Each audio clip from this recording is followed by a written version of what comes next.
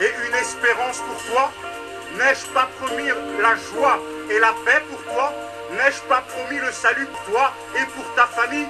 Cesse de regarder à tes ambitions et regarde à ta destinée que j'ai prévue pour toi. Cesse de regarder à tes ambitions et regarde à la destinée que j'ai prévue pour la France.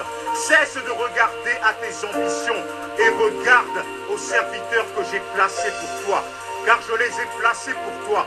Tu ne peux te paître toi-même. Tu ne peux te paître toi-même. Tu ne peux te paître toi-même. Mais soumets-toi et cours, persévère, car j'ordonne que tu sois puissant. CRC, j'ordonne que tu sois puissant, car tu as une part à prendre, une part historique dans cette nation. Et c'est moi qui t'appelle, c'est moi l'Éternel qui t'appelle, c'est moi qui t'appelle.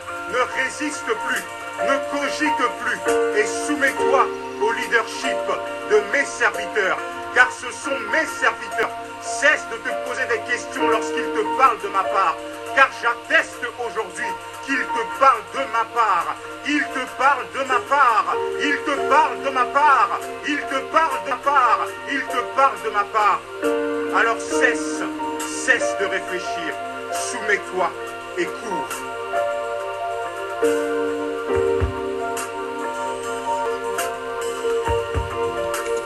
Amen. On remercie le Seigneur pour cette parole qu'il nous a adressée. Au travers de son serviteur, c'est une parole de sagesse, une parole de connaissance que le Seigneur donne au travers des dons spirituels qui sont inscrits dans la Bible, dans le livre de 2 Corinthiens, au chapitre 13. Et le Seigneur utilise ces dons pour nous parler directement dans son assistance, dans son assemblée, parce qu'il a des choses à nous dire. Et lorsque le Seigneur parle de la sorte, il faut s'humilier, entendre la parole et se mettre en action. Oui, le Seigneur nous a donné des serviteurs, de grands serviteurs. Et la vision qu'ils ont reçue, nous l'avons aussi reçue. Et ils courent pour la vision. Et à chacun de nous, la charge aussi de courir pour la vision. Il y a des grandes échéances qui se préparent dans ce pays. Et il faut discerner ce qui se passe.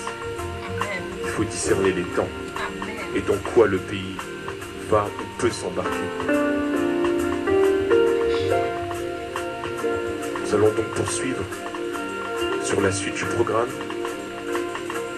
Je demande donc à Toto Praise gentiment de libérer le plateau.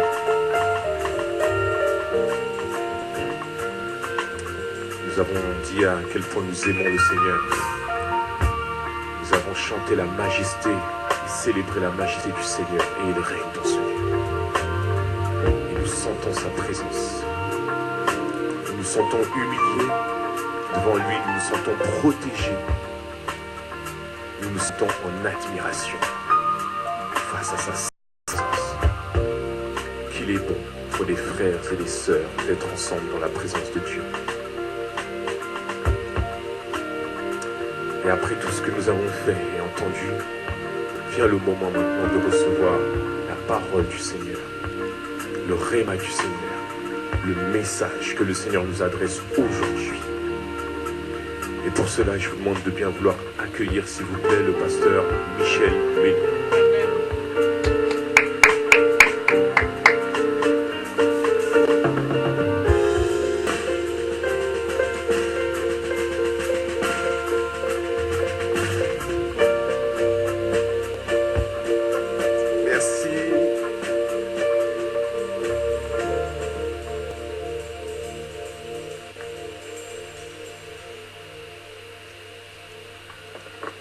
Que le Seigneur vous bénisse, qu'il vous encourage ce matin. Et vraiment, je tenais encore à le glorifier pour tout ce qu'il a fait au travers du témoignage de notre sœur. Parfois, les choses paraissent tellement simples, tellement évidentes, mais quand l'on est dans la tourmente, c'est à ce moment-là qu'on voit combien Dieu est puissant. Parce que pour une même circonstance, il peut avoir deux destinées totalement différentes. Et tout dépend de celui qui tient nos vies entre ses mains. Donc rendons-lui gloire de toutes ces vies qu'il arrache des mains de l'ennemi pour pouvoir lui permettre de le glorifier lui seul. Car nous servons un Dieu bon, un Dieu excellent. Donc je tenais à saluer ceux qui par le moyen d'Internet nous suivent et encore nous encourager ensemble à vraiment mettre en pratique cette parole qui a la capacité de transformer notre vie. Et donc ce matin, le message que je voulais donner, c'est croire en ta destinée. Ça veut dire conquérir ta destinée. Il faut même conquérir. C'est même un combat pour toi. Ça, c'est un combat pour pouvoir obtenir ce qui est à toi. Et nous allons le voir dans le passage que je vais lire avec vous, qui se trouve dans Nombre et que nous connaissons tous, mais que nous allons lire ensemble. En Nombre 13, et on va commencer à le lire au chapitre 26. Et avant de commencer ce passage, je tenais à saluer ceux qui de la Martinique nous visitent. Je vois le frère Miguel Alcan et le frère Mathieu. Soyez les bienvenus dans la maison de Dieu, que le Seigneur vous encourage. CRC Caraïbes, ici c'est votre maison. Sentez-vous à l'aise. Donc, sans plus tarder, nous allons commencer. Et je vais commencer au chapitre 26 et faire un résumé de ce qui s'est passé juste avant. À leur arrivée, ils se rendirent auprès de Moïse et Aaron et de toute l'assemblée des enfants d'Israël à Kadès, dans le désert de Param. Ils leur firent un rapport ainsi que toute l'assemblée et ils leur montrèrent les fruits du pays. Voici ce qu'ils racontèrent à Moïse. Nous sommes allés dans le pays où tu nous as envoyés. À la vérité, c'est un pays où coule le lait et le miel. Et en voici les fruits. Mais le peuple qui habite ce pays est puissant. Les villes sont fortifiées, très grandes. Nous y avons vu des enfants d'Anak. Les Amalécites habitent la contrée du Midi. Les Hessiens, les Jébusiens et les Amoréens habitent la montagne. Et les Cananéens habitent près de la mer et le long du Jourdain. Caleb fit taire le peuple qui murmurait contre Moïse. Il dit, montons, emparons-nous du pays, nous y serons vaincus. Mais les hommes qui étaient allés avec lui dirent, nous ne pouvons monter contre ce peuple, car il est plus fort que nous. Et ils décrièrent devant les enfants d'Israël le pays qu'ils avaient exploré. Ils dirent, le pays que nous avons parcouru pour l'explorer est un pays qui dévore ses habitants. Tous ceux que nous y avons vus sont des hommes d'une haute taille. Et nous y avons vu les géants, enfants d'Anak, de la race des géants. Nous étions à nos yeux et aux leurs comme des sauterelles. Amen. Voilà le texte que je voulais qu'on puisse lire ensemble. Et un autre qui se trouve dans le chapitre 14, chapitre 11, et vous allez voir la corrélation que je fais entre ces deux passages. C'est le moment où Abraham était là et que des rois se sont battus entre eux et qu'ils ont pris Lot et qui se sont enfuis. Les vainqueurs enlevèrent toutes les richesses de Sodome et de Gomorrhe et toutes leurs provisions et ils s'en allèrent. Ils enlevèrent aussi avec ses biens Lot, fils du frère d'Abraham. Et nous voyons qu'après, ce qui se passa, c'est que Abraham partit avec 300 hommes et avec 300 hommes, il réussit à ramener ce que plusieurs rois avaient réussi à conquérir à d'autres rois. Donc c'est quand même extraordinaire qu'avec un si petit nombre, Abraham a pu faire ce que plusieurs nations entre elles n'arrivaient pas à faire. Et donc ce matin, nous allons voir que la vie spirituelle, c'est un combat. La vie spirituelle, c'est un combat. C'est-à-dire que Dieu nous a fait des promesses. Dieu a pour chacun de nous des promesses. Et ces promesses sont là. Et la Bible nous dit que pour tout ce qui est des promesses de Dieu, c'est le Amen qui doit être proclamé. Mais entre ta promesse et de rentrer et de conquérir ta promesse, tu verras qu'il y aura des choses que tu dois faire. La parole de Dieu, dans Hébreu, quand tu lis Hébreu, tu dis que la parole de Dieu est une parole vivante et efficace, plus tranchante qu'une épée quelconque à deux tranchants, capable de séparer l'esprit de l'âme. Ça veut dire quoi une parole à deux tranchants? Parce que lorsque moi, il m'a fallu du temps de comprendre, mais qu'est-ce que le Seigneur voulait dire? Pourquoi il appuie sur le fait que la parole est à deux tranchants? Ça veut dire que la parole, il y a deux faces dans la vérité. Et si vous regardez qu'un côté de la vérité, vous pouvez passer à côté. Et donc, pour pouvoir juger de quelque chose, il faut pouvoir examiner les deux faces d'une même vérité pour pouvoir la comprendre. Et donc, je vais vous donner deux vérités qui vont vous expliquer, voilà, ce qu'il faut faire. Il y a les dons du Saint-Esprit et les fruits du Saint-Esprit. Est-ce qu'on comprend?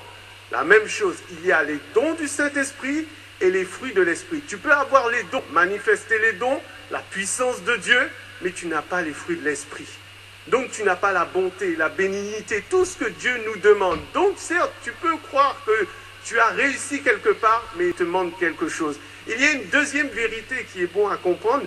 Il y a la part de l'homme et la part de Dieu. Ça veut dire que Dieu fait sa part, mais toi aussi tu as ta part à faire. Et bien souvent, certaines personnes qui tombent dans une vérité ne comprennent pas l'autre face de la vérité. Et ils se contentent qu'à la part de Dieu, sans s'attacher au fait qu'eux aussi, ils ont une part à produire pour pouvoir rentrer dans cette bénédiction. Et ce matin, nous allons voir ce que nous dit cette parole par rapport à ce peuple. Dieu a prévu de sauver son peuple. Et il lui dit bien à l'avance. Dieu prévient toujours à l'avance. Dieu n'est pas celui qui te dit quelque chose au dernier moment. Il te prévient bien souvent, longtemps à l'avance de ce qu'il va faire dans ta vie. Ça veut dire qu'il te prépare pour que le moment venu, tu ne sois pas surpris. Et donc, il l'a averti depuis Abraham, Isaac, Jacob, il a fait cette promesse, et même une promesse par serment. Ça veut dire que lorsque Dieu fait un serment, Dieu ne peut pas revenir sur ce qu'il a fait. Parce qu'il est Dieu. Donc sa parole doit s'accomplir assurément. Et il ne peut pas avoir d'obstacle pour empêcher à la parole de Dieu de s'accomplir. C'est impossible. Dieu est obligé d'accomplir ce qu'il a dit, que tu le veuilles ou que tu ne le veuilles pas. Si Dieu veut produire un réveil dans sa nation, il le fera avec toi, que tu le veuilles ou que tu ne le veuilles pas. C'est sa volonté. Et tu ne peux rien contre. Parce qu'il est Dieu. La parole de Dieu est une parole puissante. Et donc Dieu avait promis, il leur avait dit, mais Canaan c'est pour vous. Canaan, je vous le donne. Il l'a dit sans cesse. Il a dit, je vous donne Canaan. Et lorsqu'il sort le peuple d'Égypte, la pensée de Dieu, c'est de faire rentrer ce peuple dans Canaan. Il n'a pas de destination bis. Non, c'est dans Canaan. Donc la vision avec laquelle tu vois la chose, Dieu, pour lui, les choses sont déjà préemptées. Ça veut dire il a déjà décidé, que tu le veuilles ou non. C'est sa volonté et personne ne peut empêcher Dieu d'accomplir sa volonté. Donc Dieu a une destinée pour toi. Et il veut le faire avec toi, il veut te permettre de rentrer dans ta destinée. Mais nous allons voir qu'entre ta destinée, la promesse, le fait de rentrer dans la promesse, il y a des obstacles. Il y a des obstacles. Même quand la chose est pour toi, il y a des obstacles. Ça, c'est pour ceux qui pensent qu'avec Dieu, tout est facile. Il suffit de se baisser et de prendre que Dieu va nous donner. Dieu va te dire, tu seras chef d'entreprise et tu penses qu'un jour, en te levant le matin, tu vas trouver la clé d'une entreprise, le contrat de l'entreprise et qu'il te suffira d'ouvrir et puis d'ordonner aux employés de faire ce que tu dois faire. Non, il faudra conquérir ta destinée. Il te faudra te battre. Et sache que lorsque l'ennemi sait ces choses-là, il se lève d'autant plus violemment que bien souvent tu peux même remettre en doute ce que Dieu t'a dit. Tellement les choses sont difficiles, tellement les choses sont compliquées. Et donc ils vont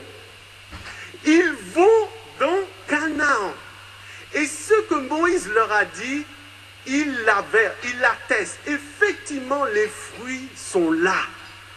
La provision est là. Tout est là. Ils l'ont vu, ils l'ont touché. Et toi aussi, dans ta vie, tu peux voir ce que Dieu a déjà pour toi. Tu peux même commencer à le sentir, même déjà imaginer la grandeur de ce que Dieu a pour toi. Mais lorsqu'ils en reviennent à eux-mêmes, c'est un tout autre discours qu'ils déclament de leur propre bouche. Et de comprendre que ce peuple a une histoire. Israël a une histoire. Ils sont restés 400 ans, 430 ans en esclavage. Et vous savez, lorsque vous restez 400 ans en esclavage, vous avez un héritage. Ah oui, vous avez un héritage. Dieu voit Gédéon comme un vaillant héros, mais lui, il a l'héritage de ses parents, de parents qui ont subi l'oppression de l'adversaire. Et donc, ta mentalité a été forgée de telle sorte que tu subisses les choses. Non pas que tu sois acteur de ta vie, mais que tu subisses les choses. Et donc, quand tu es appelé à subir les choses et qu'un jour, du jour au lendemain, on te dit « Lève-toi, pars là-bas, va conquérir ton territoire », eh ben, tu peux commencer à défaillir. Et donc, la mentalité de l'esclave, c'est celui qui voit plus ses difficultés que son avenir. Les difficultés, ça veut dire le passé de sa vie, l'impacte plus que l'avenir que Dieu a pour sa vie. Est-ce qu'on comprend? Son passé a plus que ce que Dieu lui dit pour son avenir. Avec Dieu, c'est ce que Dieu a fait dans le passé pour nous qui est plus important que ce que nous avons eu dans notre passé. Est-ce qu'on me comprend? Donc nous avons à décaler notre vision, non pas sur notre passé, mais sur le passé de Jésus qui a tout accompli à la croix. Jésus a déjà tout accompli.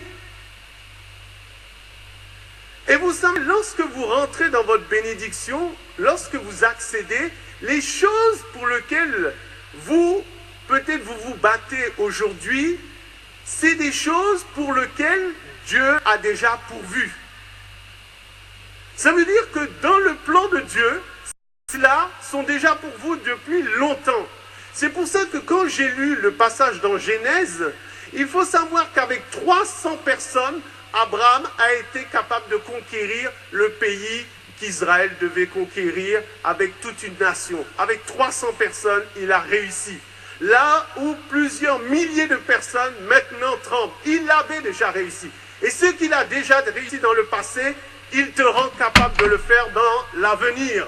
Ce que tu as été capable, Dieu a été capable d'arracher dans le passé pour nous, l'héritage qu'il a eu pour nous, il est capable encore de pourvoir pour nous dans l'avenir. Donc Dieu est puissant. Ce qu'il a fait avec 300 hommes, à combien plus forte raison il était capable de le faire avec 1 millier de personnes.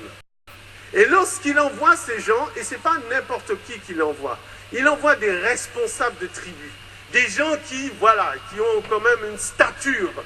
Et il les envoie face pour leur faire un rapport. Et lorsqu'il demande de faire un rapport, ce n'est pas compliqué. Lorsqu'on vous demande de faire un rapport, c'est faire un rapport.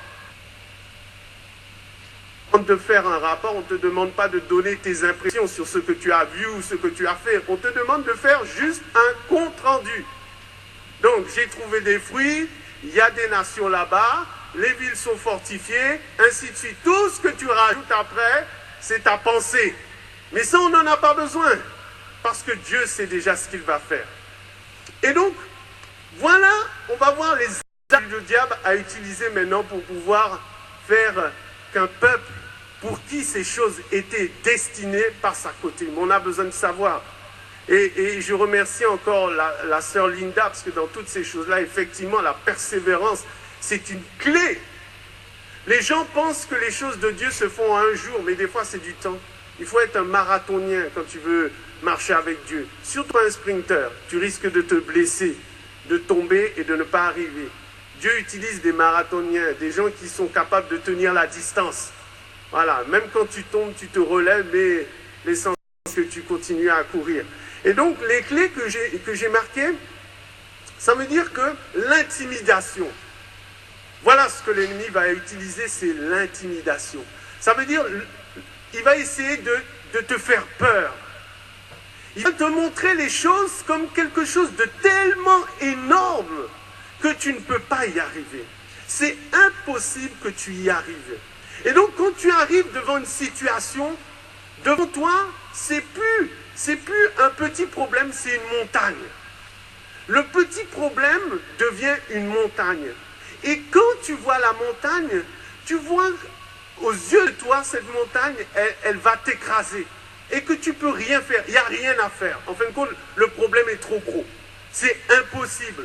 Et vous savez, ça arrive souvent dans les diagnostics des médecins. Lorsqu'ils viennent vous donner un diagnostic, vous avez le choix.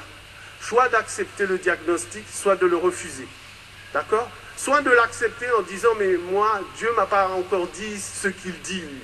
Qu'est-ce que Dieu a dit par rapport à cette situation? Certes, vous m'annoncez une situation difficile, mais qu'est-ce que le Seigneur a dit pour moi? Est-ce qu'il a donné le même diagnostic que le vôtre? Donc vous avez la possibilité soit de faire le choix de croire en Dieu, en ce qu'il dit, je suis capable de te guérir, soit tu es capable de choisir le diagnostic du médecin qui te dit, c'est une maladie incurable, impossible. On n'a jamais vu quelqu'un guérir de cette maladie. Mais par la foi, tu es capable de dire, mais avec le Seigneur, je serai le premier, je serai la première à être guéri.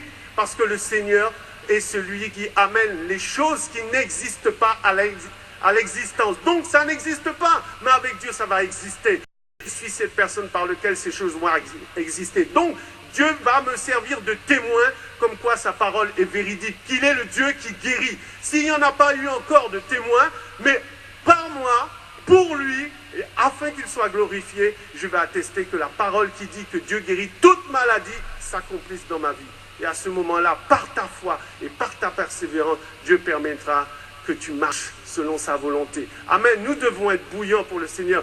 Dieu attend des leaders. Dieu attend des hommes et des femmes qui soyons capables de s'appuyer sur sa parole, de démontrer la véracité de la parole de Dieu. Parce qu'il veut accomplir des choses. Il veut avoir des témoins parmi son peuple. Et nous devons nous lever. Nous ne devons pas avoir peur. Les choses de Dieu sont pour nous. Si du moins nous marchons selon sa volonté et si nous sanctifions nos vies. Et là, nous voyons qu'il y avait l'intimidation, l'exagération. Vous savez, les gens, ils exagèrent toujours. Toujours en train d'exagérer. Mais non, c'est pas possible. C'est trop gros. C'est trop dur. Lorsqu'on leur demande de... C'est trop dur. Tu sais pas ce que tu demandes. Mais c'est impossible. Personne n'a fait ça avant nous, on ne pourra pas faire ça. Mais vu le nombre qu'on est, et puis regarde-moi, sérieusement, en me regardant, tu penses que je peux faire ça? Mais non, moi, tout ce que j'ai fait dans le passé, j'ai échoué. Je ne vois pas pourquoi aujourd'hui ça changerait. Dieu n'est pas le Dieu de ton passé, il est le Dieu de ton avenir. Et Dieu trace un nouveau chemin. Si tu as échoué, comme disait notre sœur Linda, 7-10 fois, mais c'était lorsque tu ne connaissais pas Dieu. Maintenant que tu connais Dieu, mais les choses doivent changer. Les choses vont réussir. Les choses sont appelées à réussir. Crois seulement.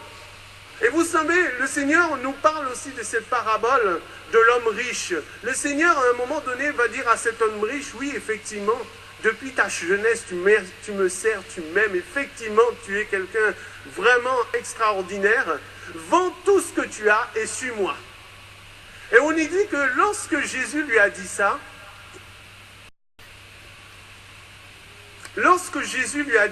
on nous dit que cet homme est devenu triste. Et on nous dit, Jésus va donner l'explication, parce que cet homme se confiait dans ses richesses. Donc, il n'était pas sur Dieu qui était capable de faire quelque chose dans sa vie, il était sur ses richesses. Et comme il s'appuyait sur ses richesses, il savait que si il vendait toutes ses richesses, il n'avait plus rien. Mais sache, et je vais te le dire, on ne peut pas donner à Dieu sans que Dieu ne t'en donne en retour. Tu ne peux pas donner à Dieu sans que tu deviennes plus riche avec Dieu. Parce que Dieu est celui qui pourvoit. Parce que ce Dieu est celui qui a créé les cieux et la terre. Sois impressionné par ceux qui impressionnent Dieu et non pas par ceux qui impressionnent l'homme. Il faut voir en Dieu tout-puissant. L'or et l'argent lui appartiennent. Mais combien de ceux-là peuvent croire ces choses-là?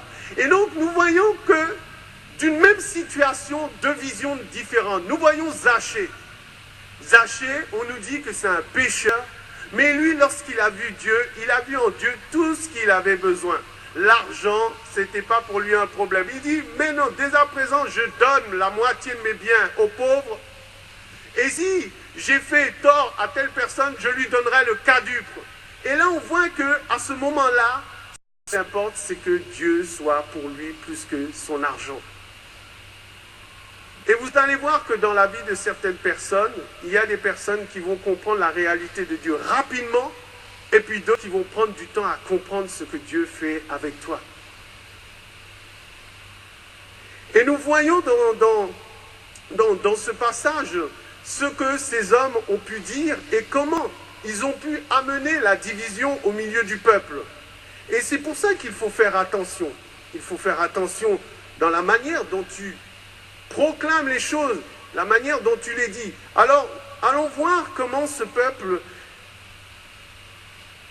parle dans Nombre 13, 28. Mais le peuple qui habite ce pays est puissant. Les villes sont fortifiées. Nous y avons vu des enfants d'Anak. Les Amalécites habitent la contrée du Midi, les Hessiens, les Jébusiens et les Amoréens habitent la montagne, et les Cananéens habitent près de la mer et le long du Jourdain. Ils décrivent en gros la situation pour donner encore plus d'impact que s'il le fallait à une situation qui, s'ils avaient eu simplement un peu de foi, leur aurait été pour eux. Et donc, bien souvent, dans tes problèmes, qu'est-ce que tu aimes à décrire ton problème? Tu es plus impressionné par ce que tu dis de ton problème. Oui, mais tu sais, tu connais pas ma femme, elle est compliquée, c'est pas facile qu'elle. Quand j'essaie de lever la voix, elle élève encore plus fort que moi, elle ne veut pas écouter. Et tu es là tous les jours de ta vie devant ton problème. Ta femme, c'est ton problème, c'est la réalité de ton problème, c'est ma femme. Au travail, c'est les employés, toujours à dire, toujours, c'est... Enfin, tu ne vois jamais la solution. Tu ne vois jamais la solution. Et tu pries le Seigneur. À un moment donné, tu vas prier le Seigneur. Tu vas lui dire, Seigneur, rends-moi capable d'accomplir ta volonté. Seigneur, fais de ma femme une femme de Dieu. Tu vas commencer à confesser des paroles de foi, des paroles qui bénissent, plus qui ne fassent grandir déjà la peur qu'il y a au-dedans de toi. Il faut proclamer des paroles de foi. Il faut que tu puisses croire toi-même en ton propre avenir. Il faut que toi-même tu puisses croire en ce que Dieu a mis au-dedans de toi. Si tu n'investis pas pour ta propre vie, mais qui va le faire? Il n'y a que toi seul qui peux croire en tes propres promesses. Il n'y aura personne d'autre. Il n'y a que toi seul qui peux te saisir des grâces que Dieu t'a accordées. Vous savez, des fois, les gens vous demandent, oui, tellement, prie pour moi. Mais non, mais prie pour toi. Mais prie pour toi. Le Seigneur nous a dit qu'il faut que nous portions notre croix tous les jours. Eh bien, prier pour toi, c'est ta croix. Prie. Chacun sa croix. Chacun sa croix. Tu pries pour toi. Mais qui peut plus que toi défendre ta propre cause? Personne ne pourra jamais défendre ta cause mieux que toi. Donc lève-toi et défends ta cause. Prie le Seigneur, jeûne, intercède, crois en la parole, marche selon la parole, sois convaincu par la parole. Vous savez, lorsque vous ne savez pas ce que Dieu est capable de faire, vous pouvez tout mettre à néant. Ça veut dire tout réduire à néant par rapport à vos propres limitations. Parce que vous ne savez pas ce que Dieu est capable de faire. Mais lorsque vous avez vu Dieu agir, vous commencez à être encouragé. Vous commencez à devenir un peu plus vaillant. Les petites choses qui vous empêchaient d'avancer, maintenant vous croyez que Dieu est capable de faire. Et s'il est capable pour cette petite chose, vous mettez le challenge un peu plus haut. Vous dites, Seigneur, là, ça n'a pas été possible. Mais là, aujourd'hui, je vois que tu fais. Et chaque jour, vous verrez, chaque jour suffit à sa peine. Que si Dieu sera capable de vous rendre capable de faire sa volonté. Donc, il n'y a pas de chose qui soit impossible. Ce pays, je vous ai dit, le pays de Canaan était pour Israël. Et nous qui sommes derrière ce livre, nous savons qu'ils sont rentrés dans cette patrie et qu'ils y ont conquis chacun leur territoire. Et donc, à cause de leur désobéissance, voilà le refus, la désobéissance, le refus aussi de vouloir croire en la parole de Dieu. Beaucoup de gens lisent la parole de Dieu, méditent la parole de Dieu. Mais quand les choses de leur vie viennent et qu'ils lisent la parole, pour eux, il leur dit non, ça c'est la parole de Dieu. Mais pour ma vie, c'est différent. Et pourtant, cette parole est la même hier, aujourd'hui et éternellement. Ce que tu lis et que Dieu a été capable de faire avec des hommes, il est capable de le faire avec toi. Tout est une question de foi. Et beaucoup de gens remettent en question leur consécration ou leur vie ou leur foi lorsque les difficultés arrivent. Lorsque les difficultés arrivent, ils se posent même, ils en reviennent même à mettre en doute l'existence de Dieu. Est-ce que Dieu existe? Si Dieu existait, pourquoi il a permis ça? Pourquoi Dieu a fait telle chose s'il existait? Dieu est sur son trône et il fait ce qui lui plaît. Mais toi, dans la position où tu es, Dieu veut te rendre vainqueur. Et plus que vainqueur. En fin de compte, vous savez, dans cette histoire-là, le plus impressionné, c'est pas tant le peuple de Dieu qui aurait dû être impressionné. C'est vers qui le peuple de Dieu allait. Et vous allez voir que tout est une question de la manière dont vous appréhendez les choses, dont vous voyez les choses. Ah, ils ont vu des Anakim, ils ont vu des Anak, ils ont vu des géants. Et s'ils avaient pu en inventer, ils en auraient inventé. Tellement ils avaient peur. Et deux fois, devant ton problème, tu peux avoir peur. Mais tu dois avancer. Tu as peur, mais tu avances quand même. Parce que tu sais en qui tu as cru. Amen. On va voir l'envers du décor. Ce que j'aime bien avec la parole de Dieu, c'est que comme cette histoire s'est déjà passée, on peut savoir ce qui se passe dans le camp de l'ennemi. Et on va le lire dans Josué 2.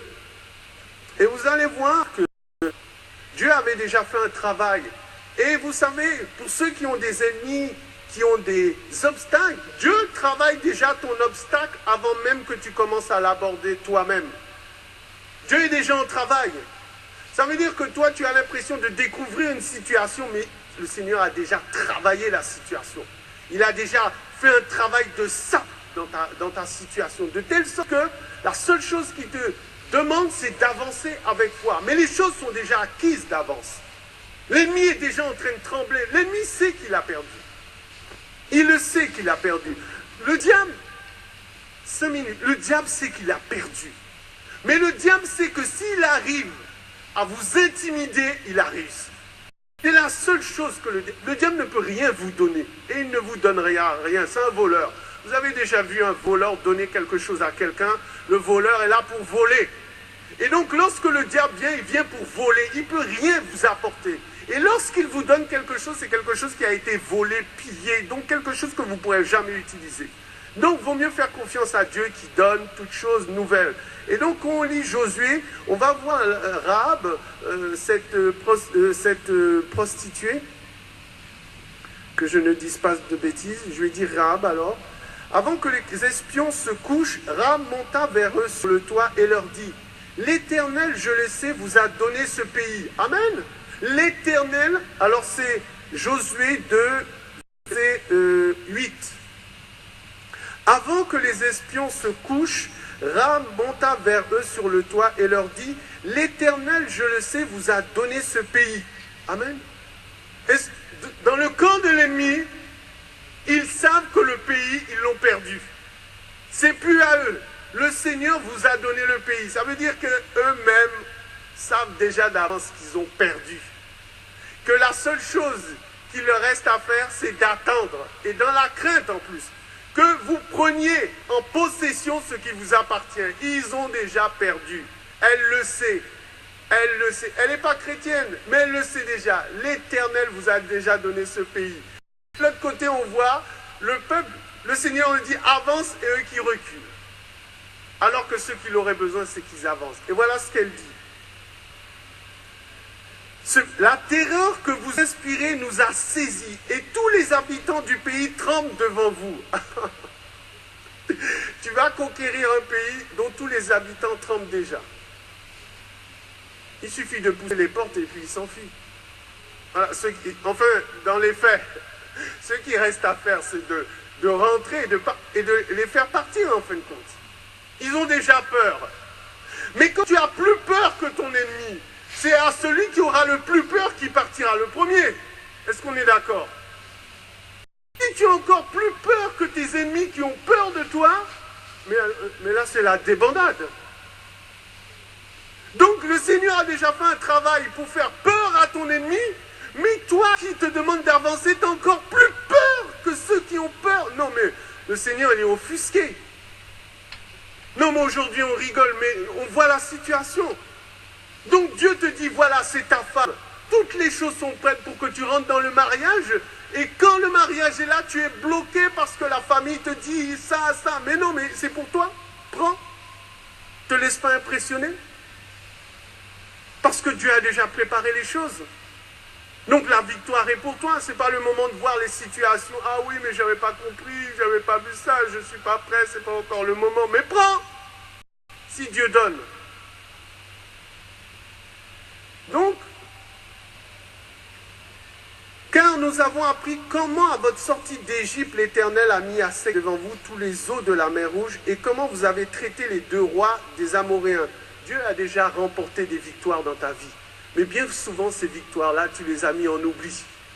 Donc, rappelle-toi, au temps de la difficulté, ce que Dieu a été capable de faire. Et n'oublie pas que ce qu'il a été capable de faire dans le passé, il est capable de le faire dans le présent. Donc, crois au Seigneur. Crois au Seigneur, crois à la puissance de ton Dieu. Car Dieu est capable de façonner une nouvelle voie à toi. Et non, au milieu de nous, effectivement, Dieu veut nous rendre victorieux. Dieu veut nous rendre victorieux. De toute façon, on est un peuple victorieux. Parce qu'on sert un Dieu victorieux. On n'est pas victorieux parce qu'on est fort. On est victorieux parce qu'on sert un Dieu victorieux. C'est ça la différence. La vision n'est pas sur moi qui remporte des combats, mais c'est sur celle de celui qui est victorieux. Et donc nous avons besoin de comprendre qui est Dieu. Eh bien oui, si tu ne connais pas celui que tu sers, tu ne peux pas savoir ce qu'il est capable de faire. Il n'y a que celui qui connaît son Dieu qui peut savoir ce dont son Dieu est capable de faire. Et donc je suis allé chercher pour nous encourager, vraiment les noms de Dieu, des noms de Dieu qui doivent nous encourager à croire dans ce que Dieu est réellement. Et je vais vous le lire. Notre Dieu s'appelle El Shaddai. Qui sait ce que ça veut dire? Qui sait? Il n'y a que ça? Je peux comprendre que dans votre vie, il y a des défaites. Si vous ne savez même pas, El Shaddai, ça veut dire Dieu puissant. Et personne ne relève. Dieu tout-puissant. El Shaddai veut dire Dieu tout-puissant. Ça veut dire, on ne s'est pas contenté de dire un Dieu puissant, mais un Dieu tout-puissant. Il est tout-puissant. Ça veut dire qu'il n'y a rien qui puisse le résister. Vous savez que Dieu est tellement fort que même ses ennemis le flattent. Vous n'avez jamais vu dans votre vie, lorsque vous êtes au-dessus, les gens même vous flattent. Ah, tu es gentil, même s'ils n'en croient pas un mot. Mais parce que vous êtes installé dans une position, ils viennent vers vous, ils vous disent, ah, tu es gentil. Mais en fin de compte, vous savez, même quand ça arrive avec vos enfants et que vous avez décidé de leur donner une petite fessée,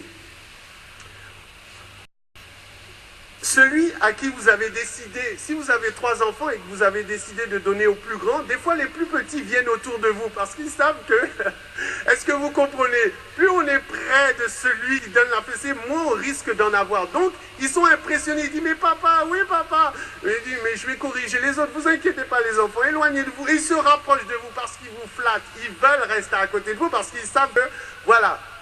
Mais c'est comme ça. Les mythes viennent même te flatter. Des fois, les gens savent avant nous ce que Dieu a mis dans votre vie. Et donc, ils viennent vers vous. Ils viennent vers vous. Je me rappelle le témoignage de ma belle-mère. Quelqu'un qui voulait... Elle avait semblé dans la commune où elle habite. Et qu'à un moment donné, il y a des gens qui se sont levés contre l'œuvre. Et donc, qui ont même fait de la sorcellerie. Tellement, mais Dieu est magnifique. Ça veut dire qu'ils avaient enterré des choses sur la terre, dans la terre. Mais il y a un chien, je crois, qui était venu, qui avait déterré les choses. Ça veut dire, tu enterres, mais Dieu dit, mais non. Voilà, j'envoie quelqu'un pour déterrer, pour voir. Ça veut dire que, vous ne laissez pas impressionner par ces gens-là. Ils sont aveuglés. Donc, Dieu Tout-Puissant, El Shaddai. Il faut pouvoir le répéter, il faut pouvoir saisir cette parole. Vous savez, il y a besoin des fois de révélation, des fois faute de connaissance, et des fois faute du fait de pas chaque jour se motiver à croire ces choses-là, avant même que vous les voyez, font que parfois on ne comprend pas, mais Dieu est tout puissant. Alors il s'appelle aussi Yahvé Jiré. Ça veut dire quoi? Yahvé Jiré, l'Éternel qui pourvoir. Amen. C'est l'Éternel qui pourvoit. Ça veut dire, tu ne peux pas manquer de quelque chose avec ton Seigneur, parce qu'il est celui qui pourvoit. Ça veut dire, Dieu ne pourvoit pas quand ton réfrigérateur est plein. Il pourvoit quand tu n'as rien du tout, et que personne n'est là pour t'aider. À ce moment-là, Dieu est capable de pourvoir. Vous savez, Dieu commence à agir dans votre vie. Quand tout ce que vous avez pu faire pour lui, vous ne pouvez pas, à ce moment-là, Dieu dit. Tant que Dieu voit que vous pouvez faire les choses qu'il vous demande, vous les faites. Mais dans la mesure où vous ne pouvez plus, ça veut dire, l'œuvre de Dieu commence là où s'arrête toi-même tes choses. Ça veut dire que Dieu commence à travailler là où toi-même tu ne peux plus arriver. Ça veut dire que dans la vie, moi j'ai appris ça à mes dépens, vous savez, des fois, on ne comprend pas certaines situations, mais Dieu m'a appris, m'a montré des choses. Dans les difficultés, vous savez, des fois, on a des difficultés financières. Des fois, on ne sait pas comment. Dieu te demande de travailler. Tu travailles. Ça veut dire que tu fais tout ton possible. Et tu fais confiance à Dieu. Et tu verras comment Dieu te libère de certaines situations. Mais tu ne peux pas rester là, ne rien faire, et puis dire, Seigneur, aide-moi. Non, commence à faire quelque chose. Fais quelque chose et tu verras que ce que tu ne peux pas faire, le reste que tu ne peux pas faire, Dieu va le faire pour toi. Parce qu'il est celui qui est pourvoit. Il est celui qui t'aide. Il est celui qui t'aide. Mais Dieu ne va jamais aider quelqu'un qui ne veut rien faire, il ne veut pas travailler, tu ne veux pas travailler, tu attends tous les jours que quelqu'un frappe à ta porte, qu'un chèque vienne devant ta porte. Non, celui qui veut manger, hein, la Bible nous le dit, il faut qu'il travaille à la front. Il faut que tu travailles. Voilà. Yahvé Rapha. Qui connaît?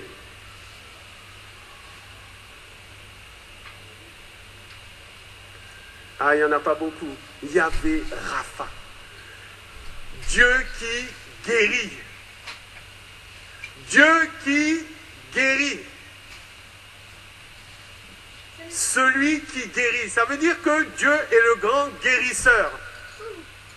Ça veut dire au-dessus de celui qui guérisse les gens dans les hôpitaux, il y a Yahvé Rapha. Il y a le Dieu qui guérit. Ça voudrait dire que Dieu guérit. Ça veut dire qu'il n'y a aucune maladie qui ne puisse être guérie par Dieu.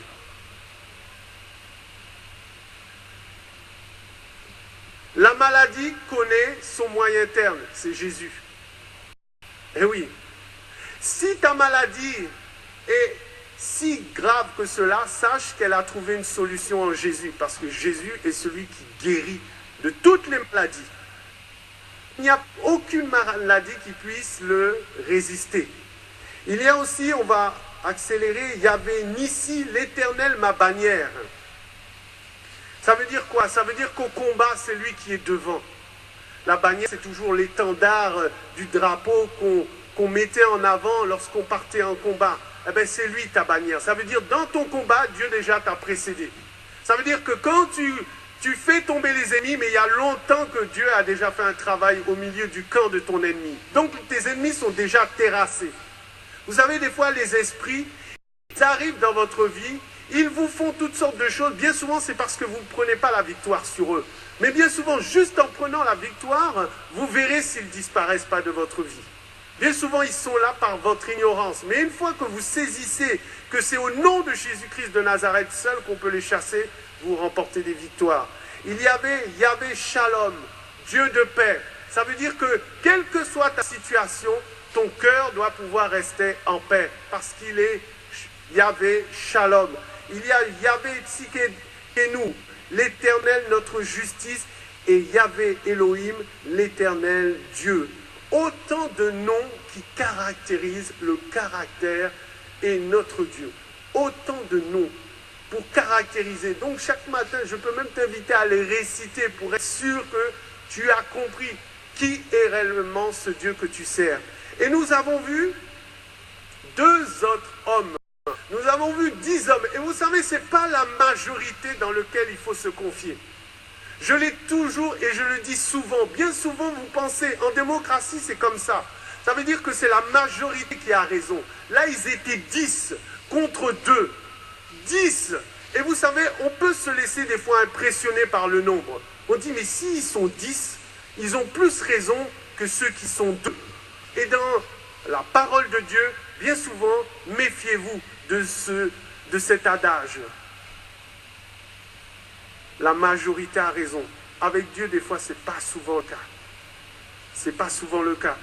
Et nous voyons 2 autres hommes animés d'un zèle totalement différent, remplis de l'Esprit de Dieu, remplis de la gloire de Dieu, voulant voir les choses de Dieu s'accomplir, étant les exécuteurs testataires de ce que Dieu a accompli pour chacun de nous. Vous savez qu'autant que nous sommes là, nous sommes des testataires. Ça veut dire que nous avons hérité d'un héritage qui a été accompli.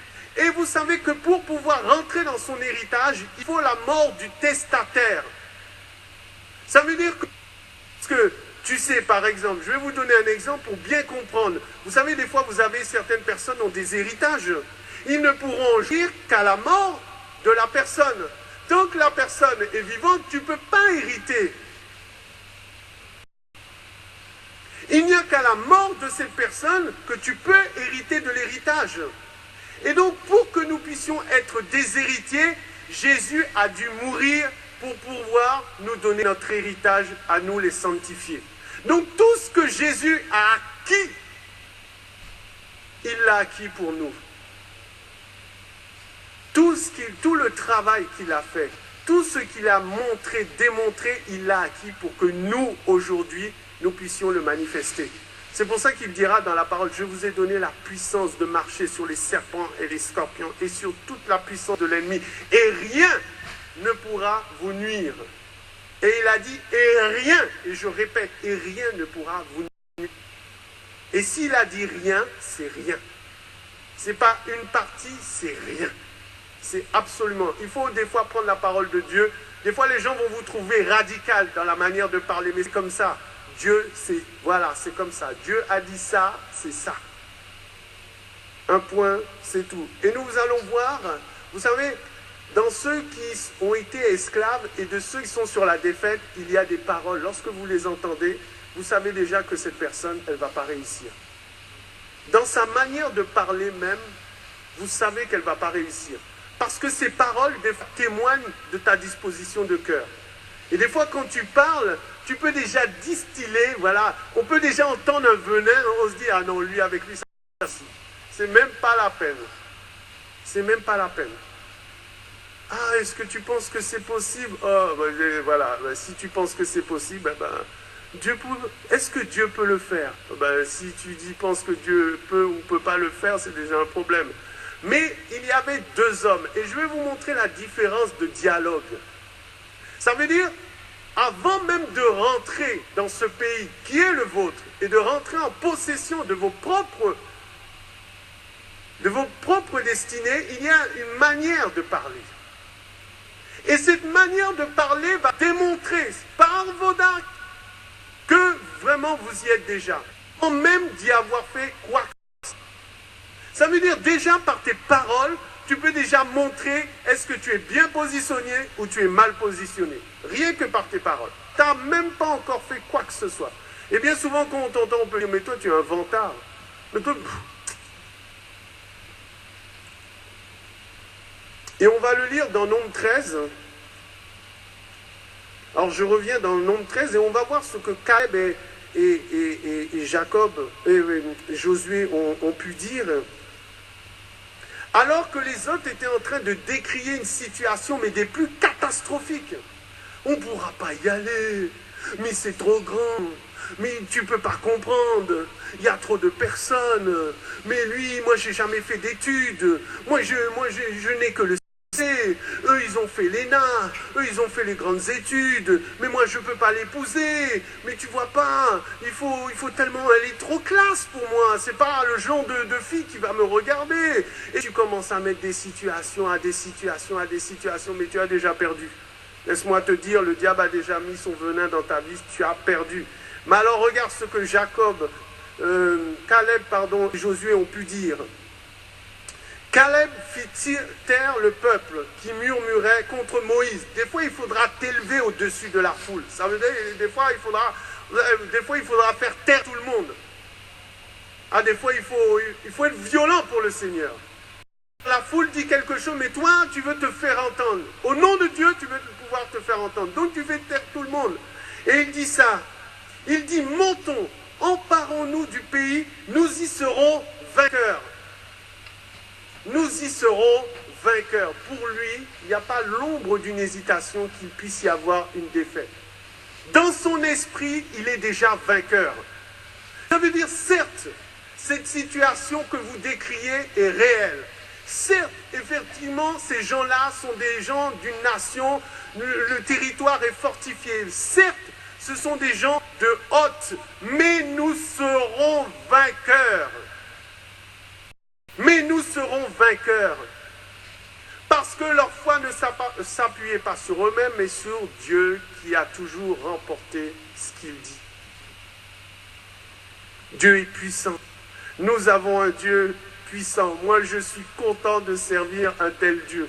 Vraiment, je ne me lasse pas de dire Seigneur, mais vraiment, je demande au Seigneur qu'il me montre à combien je suis tellement petit que je dépends de lui. Vous voyez ? Seigneur, montre-moi encore combien je suis petit pour vraiment réaliser ta grandeur. Et vous savez, Job, lorsqu'il est passé par toutes les situations, qu'il a essayé de se défendre par rapport à Dieu, avec ses amis qui l'accusaient et tout, le Seigneur n'est pas venu vers Job et lui dire « Ah oui, Job, tu as passé une situation difficile. Oh là là là là, Job. » Et puis en plus, tes amis qui sont venus te voir, là, ils t'ont pas fortifié, hein. Ils t'ont plus abattu qu'autre chose. Le Seigneur ne prend même pas le temps de lui dire tout ça. Sachant tout ce que Job a passé pour le Seigneur. Parce qu'il était sûr que Dieu est un Dieu fidèle. Il a souffert. Il a renié aucune des paroles qu'il avait pour Dieu. Ça veut dire que même dans la souffrance, il a été capable de glorifier Dieu. Et lorsque Dieu arrive, vous avez toujours l'impression que le Seigneur va dire « Ah, t'es un champion, toi !» Non, le Seigneur ne lui dit même pas ça. Il lui dit, regarde les animaux, regarde le crocodile. Ça veut dire que le Seigneur lui dit, mais sois impressionné par ce qui m'impressionne. Regarde ce que j'ai fait, mais regarde ça. Est-ce que tu peux comprendre ces choses-là? Est-ce que tu peux réaliser ce que je suis de faire? C'est pour montrer que par rapport à notre situation, bien souvent, pour le Seigneur, c'est peanut. Des fois, c'est tellement... Pour nous, lorsque nous le vivons, nous croyons que une montagne, c'est quelque chose qui est tellement énorme que rien qu'en la décrivant, des fois il y a certaines personnes qui s'effraient eux-mêmes. Quand tu commences à voir ton compte en banque qui fait moins, tu dis non, Seigneur. Oh, toi là, même les banquiers sont derrière moi. Il suffit d'ouvrir la porte pour que je voie les huissiers. Ça. Non, mais te laisse pas impressionner par ce qui t'impressionne. Laisse-toi être impressionné par celui qui est impressionnant, qui a fait les cieux et la terre. Laisse-toi impressionner par véritablement le Dieu Tout-Puissant.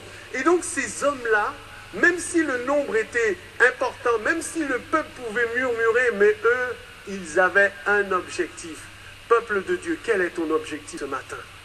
Quel est le choix de ta vie ce matin? Est-ce que c'est de défendre le nom de Jésus-Christ de Nazareth contre vent et marée?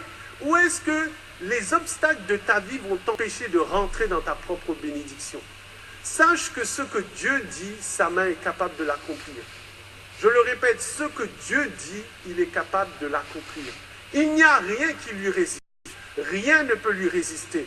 Et les défis de ta vie sont autant de victoires pour lui, si du moins tu restes dans la sanctification et si tu restes dans la foi. Et comme l'a dit notre sœur, bien souvent c'est dans la persévérance que Dieu accomplit les choses de ta vie. Pourquoi la persévérance? Pourquoi Dieu, c'est dans la persévérance que Dieu accomplit ces choses-là? Vous savez, il y a un passage que j'ai lu et il m'a fallu du temps pour comprendre. Dans Jacques, le Seigneur dit, il dit que l'épreuve de votre foi produit la patience. Mais il faut que la patience produise effectivement, parfaitement ses œuvres. D'accord? L'épreuve de ta foi produit la patience. Ça veut dire que c'est bon d'avoir des épreuves dans la foi. Parce qu'elle doit produire quelque chose. Et vous savez, tant que vous passez par des épreuves et que vous n'avez pas une totale confiance dans ce que Dieu est capable de faire, Dieu va vous refaire repasser ces épreuves autant de fois qu'il faudra. Ça veut dire que Dieu va, dans l'épreuve, t'amener à ce que tu ne te confies pas en toi-même, mais que tu aies une patience telle que tu acceptes et que tes sentiments, tout ton être entier, ne soit pas dans l'inquiétude, dans la peur, dans le doute, mais que tu aies une parfaite confiance. En fin de compte, dans l'épreuve, Dieu produit la patience pour que la patience produise une totale confiance en Dieu. Et ça, il n'y a que dans l'épreuve et dans la patience. Donc Dieu va te demander des fois, parce que qu'est-ce qui arrive parfois? Lorsque l'épreuve arrive et les difficultés arrivent, vous voyez, tout le monde n'est pas prêt à rester dans la situation et attendre que Dieu agisse. Seigneur, tu n'as pas pu faire ça comme je le voulais. Eh bien, attends, moi j'ai une solution bis. Parce que là, si j'attends encore sur toi, ça risque de mal se terminer. Mais moi, j'ai un plan bis là. Et là, j'attendais si tu allais agir. Mais comme tu n'agis pas, Seigneur, je vais le faire. Et voilà, toi, s'il fallait que tu viennes, il fallait que tu viennes avant que je le fasse. Et c'est ce qui est arrivé à Abraham. Il a dit, Seigneur, oui, tu m'as promis une génération, mais là, il n'y a pas. Et là, je commence à devenir vieux. Et ma descendance, à part l'esclave qui est né dans ma maison, je ne vois personne. Donc, il voit Agar. Il dit, c'est par Agar que le Seigneur va permettre que j'ai ma bénédiction. Alors que s'il avait attendu avec foi. Ça veut dire et le Seigneur est allé jusqu'au bout de ses propres limites. Là où il ne pouvait rien, là il était sec. Là où il ne pouvait plus avoir d'enfants, le Seigneur a dit, regarde, de cet arbre sec, je vais faire verdir une naissance. Et il l'a fait de Abraham et de Sarah. Mais parce qu'il a fallu qu'il attende. À un moment donné, vous devez même désespérer de vous-même que vous puissiez arriver à quelque chose sans que Dieu n'intervienne. Et c'est à ce moment-là que Dieu fait et met la patience au-dedans de vous. Et à un moment donné, vous devenez quelqu'un de patient, mais à toute épreuve. Ça veut dire les situations peuvent arriver, tu dis... Moi, Dieu, il a dit, moi j'ai déjà fait ce que je devais faire par rapport à ce que Dieu m'a demandé. Il m'a dit, tu pries. Et c'est pour ça que, je vais terminer par là, Paul dans la prison, lorsqu'il savait qu'il devait prêcher l'évangile, il se retrouve dans la prison avec son ami, Silas, merci. Silas, il se retrouve dans la prison. La seule chose qu'il a trouvé à faire dans c'est chanter et prier Dieu. Voilà. Ils ne pouvaient rien faire d'autre. Et c'est dans cette prison que Dieu vraiment les a délivrés. Tu fais tout ce que Dieu te demande. Si dans une situation tu ne peux rien faire que prier, louer, tu es déjà dans ton rôle. Que le Seigneur vous bénisse et qu'il vous encourage. Seigneur, nous te rendons grâce, nous te bénissons et nous te glorifions. Et je te remercie encore pour ta parole. Que ton nom soit élevé, Père Céleste. Je te prie au nom de Jésus-Christ de Nazareth. Amen.